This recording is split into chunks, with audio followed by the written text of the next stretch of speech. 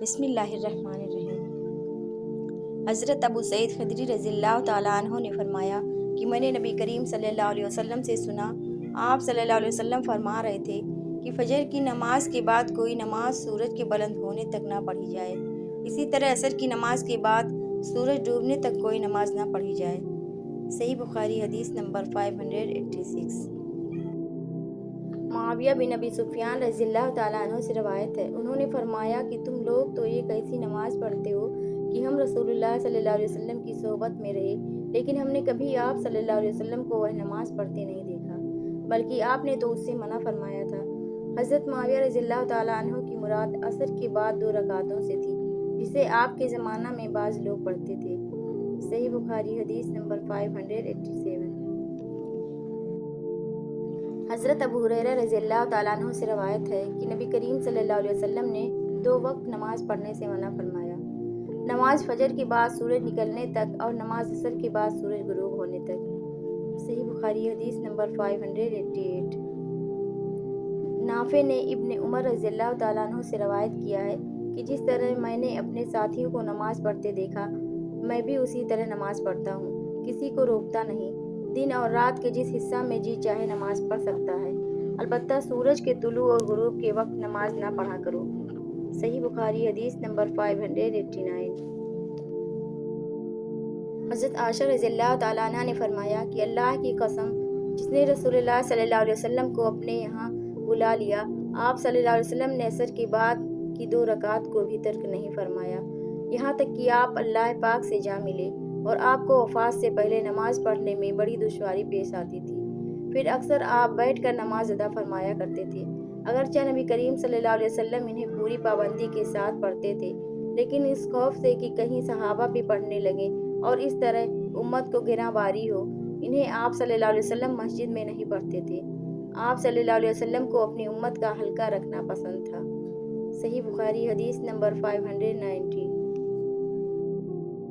ہشام بن عروہ نے بیان کیا، کہا کہ میرے باپ نے خبر دی، کہا کہ حضرت عائشہ رضی اللہ تعالیٰ عنہ نے فرمایا کہ میرے بھانجے نبی کریم صلی اللہ علیہ وسلم نے عصر کے بعد کی 2 رکعت میرے یہاں کبھی ترک نہیں کی۔ صحیح بخاری حدیث نمبر 591۔